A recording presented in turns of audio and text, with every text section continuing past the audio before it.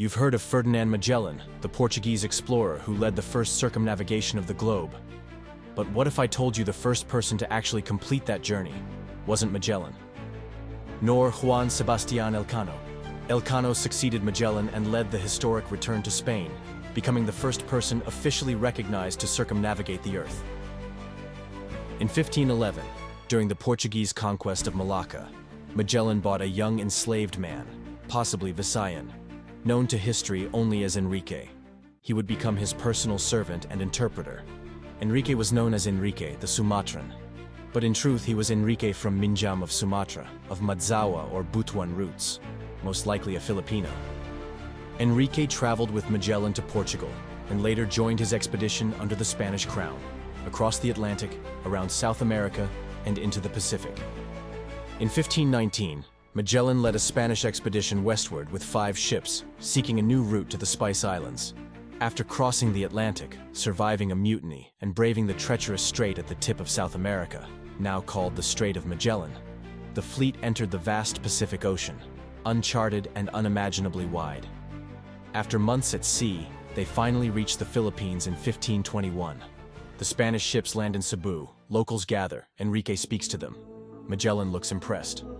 When they reached Cebu in 1521, Enrique amazed the crew.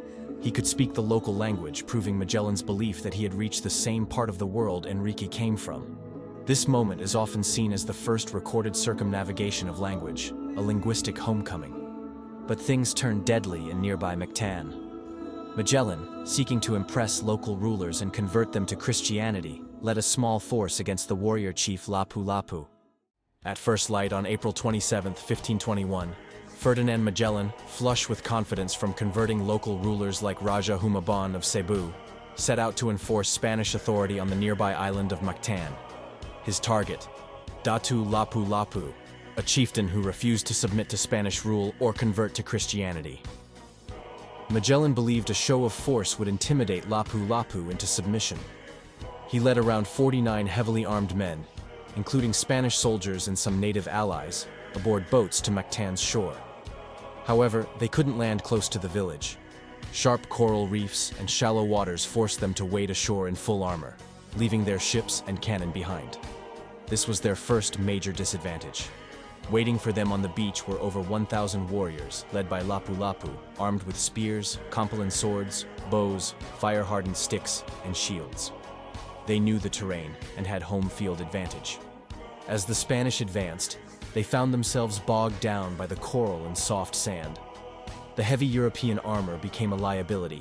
The locals used hit-and-run tactics, circling around the clumsy invaders, hurling projectiles, and darting in to strike. Magellan was struck in the leg by a poisoned arrow and then surrounded. His men tried to defend him, but panic set in. According to chronicler Antonio Pigafetta, Magellan fought bravely, but was overwhelmed. He was eventually slashed on the arm, then the leg, and finally killed by a blow to the face with a Campellan. The surviving Spaniards retreated in disarray, dragging their wounded back to the boats. Magellan's body was never recovered. Lapu-Lapu refused to return it, declaring his own sovereignty in the face of foreign domination.